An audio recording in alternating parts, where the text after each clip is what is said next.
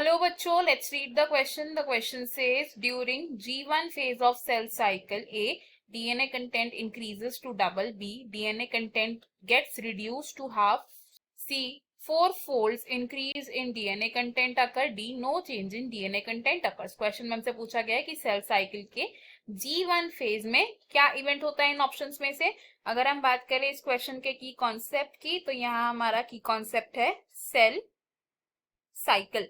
Cell cycle को हम describe करते हैं as the sequence of events. ये क्या है? These are the sequence of events. और इन इवेंट्स में क्या होता है? सेल का साइज ग्रो होता है, सेल में डीएनए की सिंथेसिस होती है, प्रोटीन्स की सिंथेसिस होती है, एंड इवेंचुअली क्या होता है? सेल डिवाइड करता है।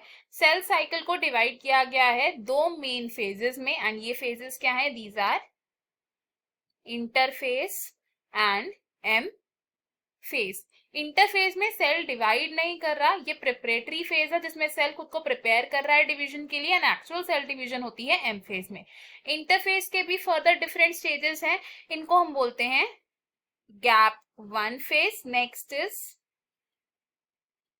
Synthesis phase, and third is the gap 2 phase, या जिसे हम G2 फेज भी बोलते हैं।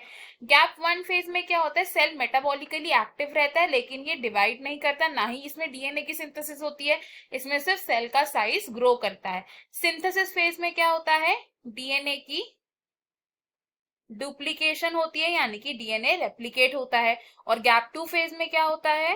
प्रोटीन्स की सिंथेसिस होती है। एम फेज फर्दर डिवाइडेड है into two major phases which are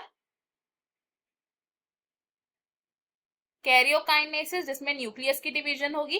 karyokinesis further divided है into prophase, metaphase, anaphase and telophase. And second phase of M phase क्या है? इट इज साइटोकाइनेसिस, जिसमें फाइनली साइटोप्लाज्म की division होती है and daughter cells की formation होती है। तो हमने यहाँ से क्या कंक्लूड किया कि जो G1 फेज है इसमें ग्रोथ हो रही है सेल की, ना कि डीएनए रेप्लिकेशन। तो डीएनए में कोई चेंज नहीं आ रहा इसमें, तो इसलिए ऑप्शन डी हमारा यहाँ पर करेक्ट हो जाएगा।